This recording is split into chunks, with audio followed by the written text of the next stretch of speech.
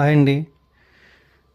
తండ్రి ఆస్తి వారసులకు చెందాలంటే సంవత్సరాల తరబడి రిజిస్ట్రేషన్ ఆఫీసులు, రెవెన్యూ ఆఫీసుల చుట్టూ తిరగాల్సిన పరిస్థితి. అధిక మొత్తంలో ముడుపులు కూడా చెల్లించాల్సొచ్చేది. అయితే ఇదంతా గమనించిన ప్రస్తుత ప్రభుత్వం వారసత్వ భూములు వారసులకి రూ. 100కి రిజిస్ట్రేషన్ చేసుకునే అవకాశం కల్పించింది.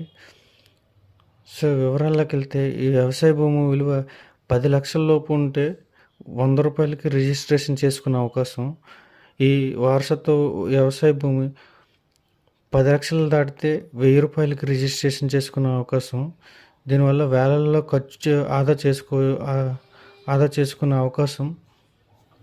ఇప్పటివరకు వ్యవసాయ భూములు కానీ కుటుంబ పెద్దల పేర్లు ఉండి వాటికి వీలునామా కానీ బహుమతి కానీ సెటిల్మెంట్లు దస్తావేజులు లేకపోతే చట్టపరంగా వారసులకు ఆస్తులు పంచుకోలేని పరిస్థితి ఉండేది.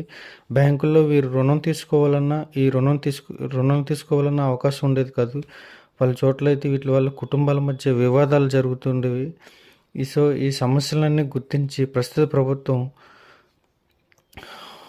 రిజిస్ట్రేషన్కి కొత్త మార్గదర్శకాలు జారీ చేసింది.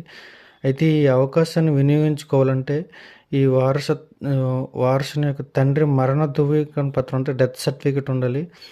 కుటుంబ సభ్యులు ధృవీకరణ పత్రం, ఫ్యామిలీ సర్టిఫికేట్, ఈ 2 కంపల్సరీగా ఉండాలి.